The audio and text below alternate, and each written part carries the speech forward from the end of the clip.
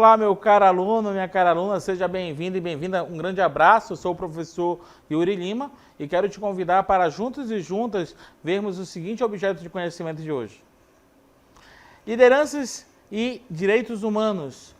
Líder religioso, um exemplo de vida, o patriarca, o papa, o pastor, a pastora, o padre ou a madre, o monge, a monja, o sheik, o rabino, o pai de santo, a mãe de santo, o pajé, os benzedeiros ou benzedeiras e outros.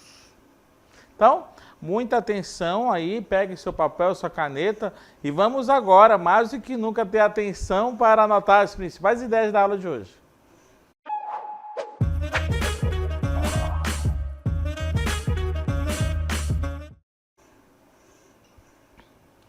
Pensar na relação entre lideranças religiosas e direitos humanos é pensar no que é o ser humano, é pensar nessa relação fundamental do que é religião e que essa relação do que é o ser humano e o que é religião vão influenciar diretamente nesse óculos da ciência da religião. Então, nós queremos hoje, mais do que nunca, que a gente vai fazer alguns resgates, vamos dar um passo atrás para darmos dois passos para frente para melhor iluminar a aula de hoje. Então, antes de mais nada, eu quero te convidar e provocar a uma reflexão sobre o que significa ser humano. Em primeiro lugar, pensar o ser humano é pensar um ser inacabado. Ok? Um ser inacabado. Todo ser humano está sob a custódia da construção. Todo ser humano, de certa forma, ele está em construção. Ok? Essa é a primeira ideia. É um ser inacabado.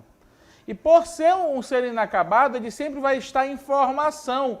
É como Gonzaguinha já falava, é um eterno aprendiz. E essa condição de estar em formação constante, ser esse eterno aprendiz, faz com que o ser humano esteja num permanente estado de busca, né? E quando pensamos na ideia de busca, nós devemos também pensar na ideia de vocação. Vocação. Quando pensamos em vocação, pensamos no chamado de cada ser humano, ok? E também o ser humano é um ser que está sempre se autodescobrindo, sempre está nessa curiosidade em torno de si, nesse autoconhecimento. Então, é um ser inacabado, um ser em formação, um ser em permanente estado de busca, por isso ele tem a vocação da busca. É alguém que está em curiosidade em torno de si mesmo, por isso que ele tem a questão da dimensão, ele precisa sempre estar se autoconhecendo, e esse autoconhecimento sempre vai acontecer numa relação com o mundo e com os outros. E é interessante quando pensamos nessa relação entre o mundo e os outros, é porque você tem, por um lado, uma relação com o eu, e, por outro lado, nós temos uma relação horizontal com o mundo. Tá? O eu e o mundo e também os outros. Ok? Essa é uma ideia que eu gostaria de estar colocando. Por quê? Porque nós vamos agora revisar também alguns conceitos importantes da área do ensino religioso que estão no substrato nas nossas aulas. Para pensar na palavra religião. Para pensar. Religião é uma palavra de origem latina. Religio é um conjunto de sistemas e de crenças, além de visões de mundo que estabelece os símbolos que relacionam a humanidade com a espiritualidade e seus próprios valores morais. Presta atenção, então. Na verdade, então, nós temos aí 3 ideias. Voltamos para a cartela, por gentileza, de religião. Ok? A primeira ideia é de que é um sistema de crenças. Ok? Quando pensamos em sistema de crenças, pensamos nos contextos que essas crenças ocorrem. Pode ser no Oriente, no Ocidente, na Amazônia. Além de ser um sistema de crenças, as visões de mundo que esses sistemas de crenças carregam. Cada ser humano tem uma maneira de olhar. Todo ponto de vista é a vista de um ponto. E aqui nós pensamos que todo sistema de crença e toda visão de mundo carrega símbolos. E esses símbolos sempre vão falar, vão comunicar a relação entre a humanidade com a dimensão da espiritualidade e a dimensão principiológica que nós colocamos em outras aulas, os valores.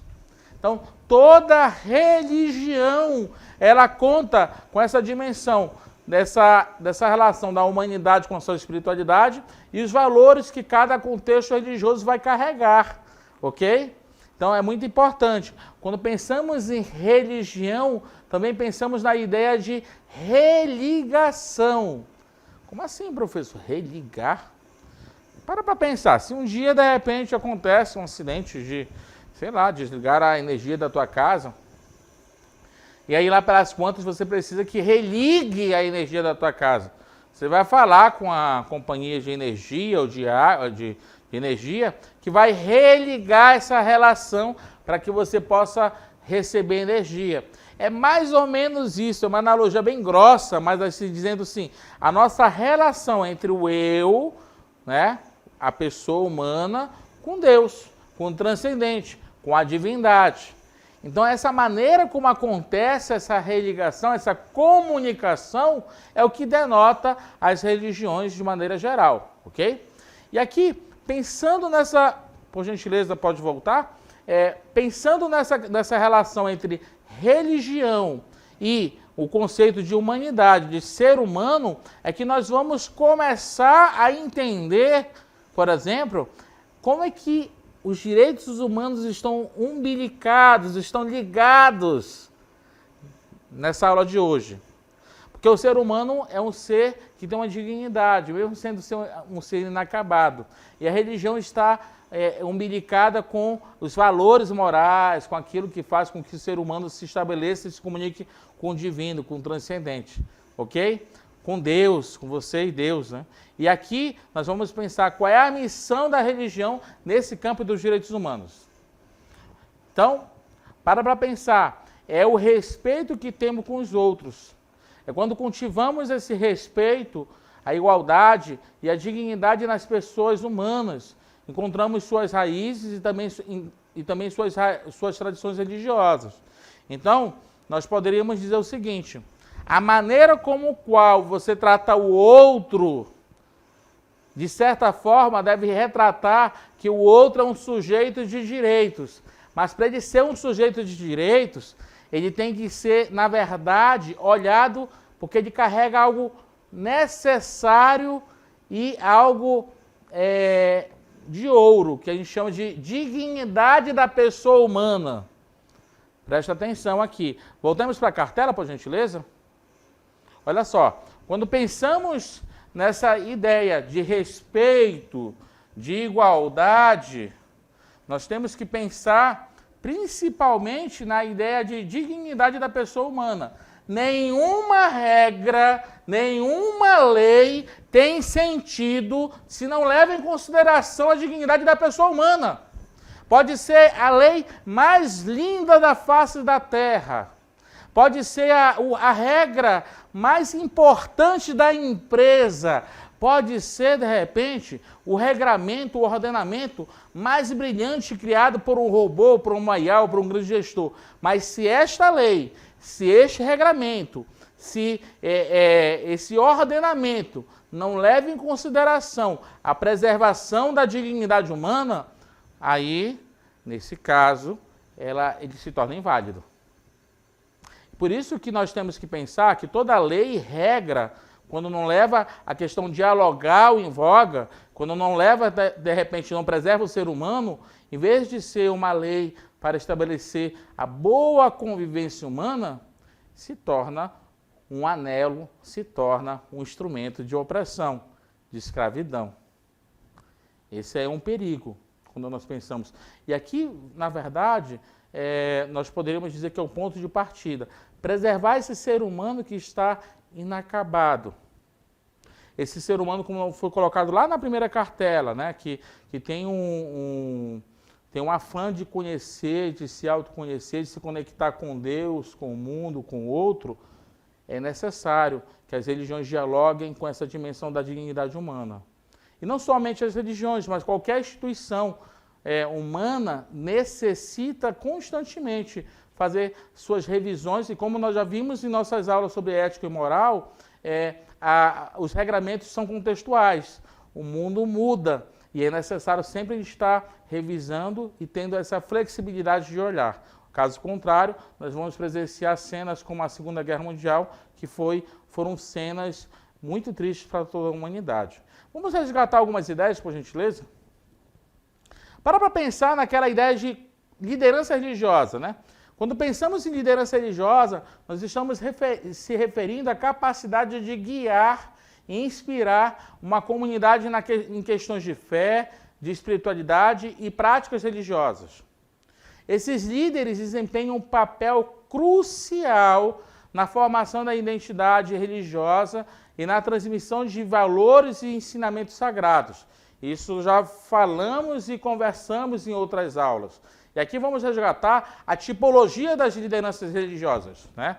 E aqui pensar quais são os tipos de lideranças religiosas, né? Existe a liderança carismática, que é baseada na personalidade, né? E na capacidade de inspirar seguidores. Temos também a liderança tradicional, enraizada em práticas e rituais históricos. Temos também a liderança institucional, que é associada a organizações religiosas formais, como igrejas e sinagogas. E tem também a liderança comunitária, focada em servir e atender às necessidades da comunidade. Então, voltando para a cartela anterior, por gentileza. Lá na tipologia temos, então, liderança carismática. Anota aí, por favor. Carismática porque inspira pessoas. Temos a liderança tradicional, porque está enraizada em práticas e rituais históricos. Na próxima cartela, por gentileza, liderança institucional, que está, na verdade, anexada à ideia de igrejas e sinagogas, de organizações religiosas formais, e as lideranças comunitárias, que estão focadas em servir e atender à necessidade da comunidade. Ok? Por que nós chegamos até aqui e falamos um pouco sobre o conceito de liderança religiosa e os tipos de liderança religiosa? Porque agora nós vamos fazer uma coisa bem importante, vamos dar um outro passo, fazendo a diferenciação entre o que é liderança religiosa e o que é liderança laica. O que seria a liderança laica? Olha lá. A liderança religiosa é centrada em questões de fé e espiritualidade, enquanto que a liderança laica se concentra em aspectos seculares e administrativos da sociedade. A liderança religiosa busca guiar os fiéis em sua vida espiritual, enquanto que a liderança laica lida em questões políticas, sociais e econômicas. Presta atenção aqui na diferenciação de liderança religiosa e liderança laica. Enquanto que a liderança religiosa tem como substrato, como base, questões na área da fé e da espiritualidade, a liderança laica ela vai se concentrar em aspectos seculares e administrativos da sociedade. Ok? Então, quando pensamos, de repente, que a liderança laica vai lidar com questões políticas, sociais e econômicas, ela se diferencia da liderança religiosa, que tem um foco todo especial na vida espiritual desse fiel que participa da comunidade religiosa. Ok? E aqui nós já fizemos uma diferenciação entre liderança religiosa e liderança laica. Toma nota agora, e aí você pode até me perguntar, professor, por que o senhor está me perguntando, você está falando sobre isso? Porque nós queremos dar uma atenção muito especial que em geral nós falamos muito nessa dicotomia entre liderança religiosa e laica, mas nós queremos entender como é que essa liderança religiosa ela é importante para a sociedade. E aqui vamos lá fazer uma leitura, por gentileza. Então, a liderança religiosa é vital para a promoção de valores éticos, de coesão social e assistência espiritual. Olha só, interessante aqui. Os líderes religiosos frequentemente atuam como defensores dos direitos humanos e da justiça social, utilizando sua influência para promover mudanças positivas na sociedade. Então, para pensar que quando pensamos em lideranças religiosas no cerne dos direitos humanos, pensamos de maneira muito especial que o líder religioso ele está garantindo também a dimensão da promoção dos direitos humanos. E aqui nós vamos pensar a relação entre liderança religiosa e direitos humanos. A liderança religiosa, ela desempenha um papel significativo na proteção, na promoção e na proteção dos direitos humanos. Os líderes religiosos frequentemente defendem a dignidade humana, a liberdade de crença e a justiça social, alinhando suas práticas com os princípios dos direitos humanos. Olha só que interessante. Anota aí, por favor, meu caro aluno, quando você for fazer a relação entre lideranças religiosas e direitos humanos, você tem que pensar o quê? Que normalmente essas lideranças religiosas defendem a dignidade da pessoa humana. Nós não falamos sobre isso? Dignidade da pessoa humana. Esse seria, na verdade, o núcleo, até inclusive do ponto de vista civil, quando pensamos nos regramentos, na economia, na política, mas na dimensão da religião, nós temos que nos ater que toda religião tem tanto o aspecto ético quanto moral. E aqui a gente vai ver uma outra coisa interessante. Os princípios éticos e morais das religiões defendem a dimensão da liberdade de crenças. Os princípios éticos das religiões também defendem a dimensão da justiça social, principalmente cujas práticas possam privilegiar a proteção dos direitos humanos. Ok?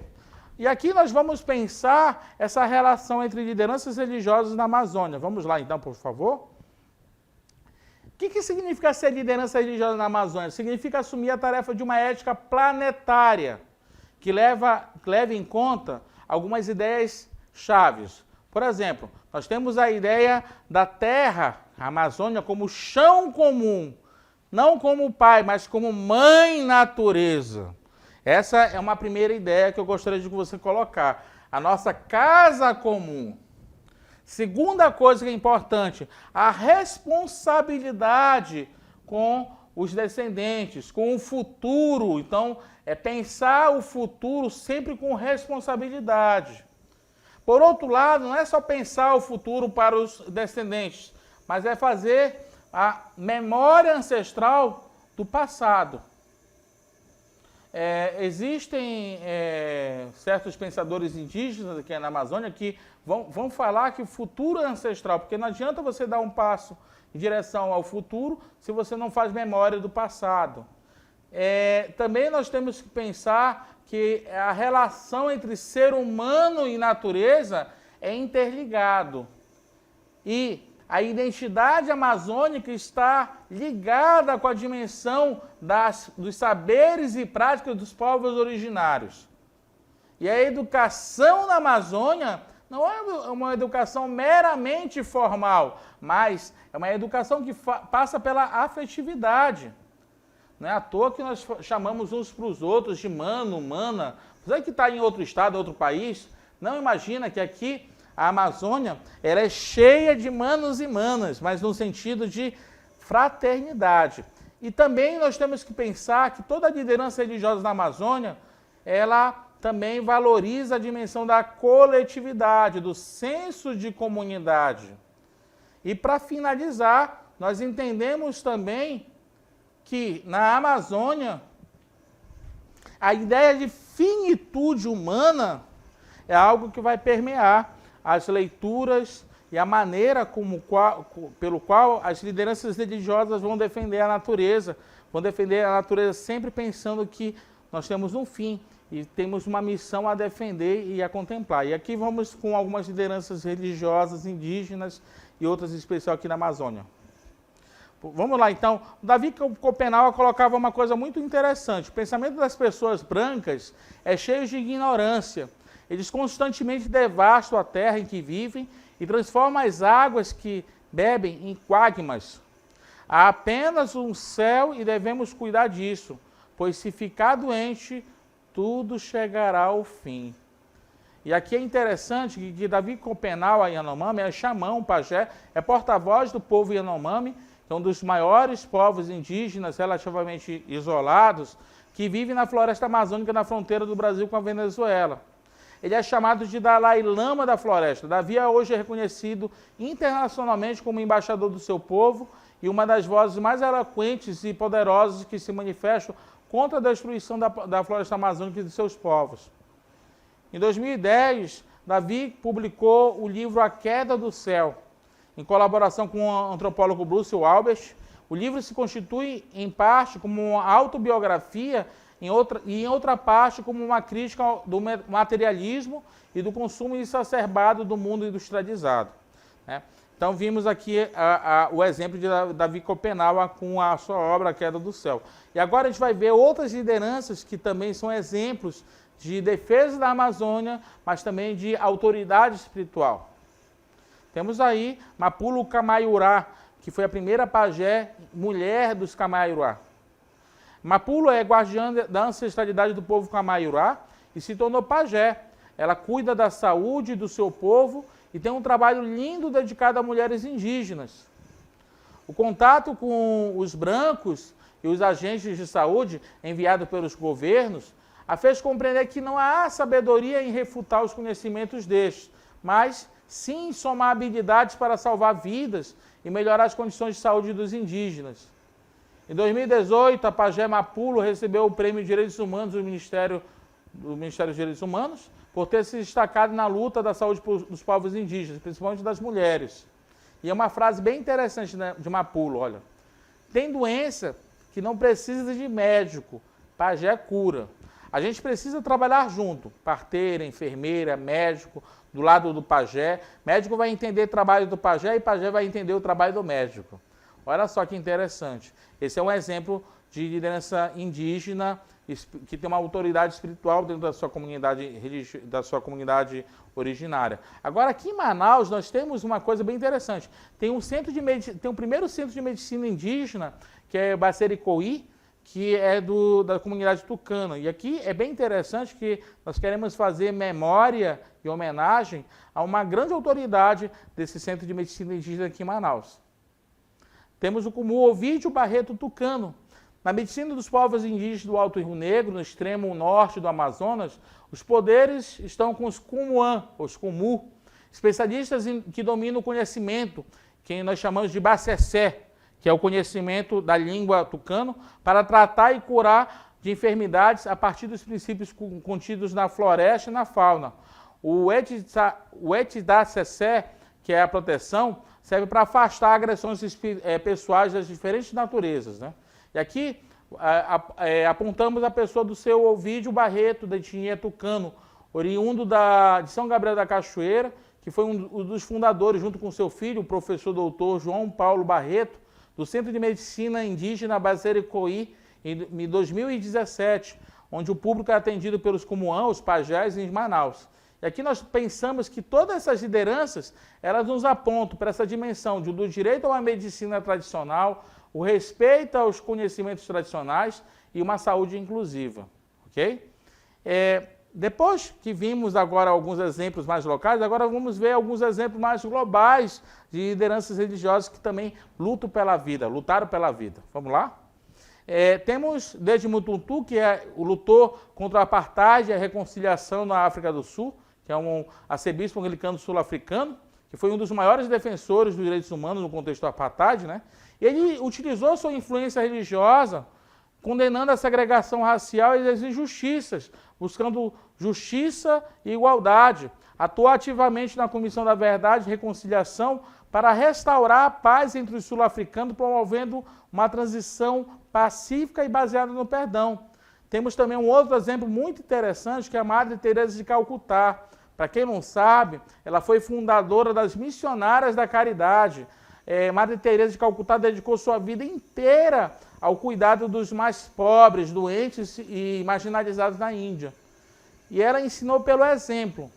Ela demonstrou uma ética de serviço e abnegação, oferecendo amor e dignidade às pessoas mais vulneráveis, defendendo que todo ser humano merece respeito e cuidado. Né?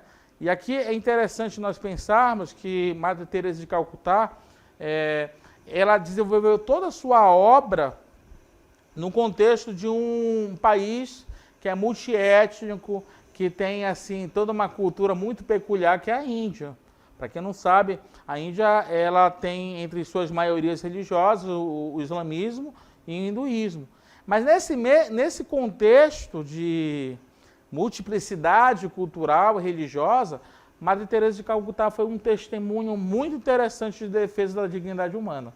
Agora nós queremos pensar e finalizar com duas figuras, uma brasileira e outra norte-americana. Olha só, Dom Helder Câmara, né? Dom Helder Câmara e Martin Luther King Jr., que são exemplos de defesa da justiça social e da igualdade. Né? Dom Helder Câmara no Brasil e Martin Luther King nos Estados Unidos foram líderes religiosos cujas ações e discursos denunciaram a justiça e a violência social. E aqui pensar que Dom Helder é conhecido por defender os pobres e lutar contra a repressão política no Brasil, principalmente no contexto da ditadura militar. Então, enquanto que Martin Luther King liderou o movimento pelos direitos civis nos Estados Unidos, promovendo a igualdade racial e a não violência como ideais éticos e espirituais. Então, nós fizemos aqui uma aula que foi assim, como eu falei logo no início, foi um passo para trás para darmos 2 passos para frente. Né?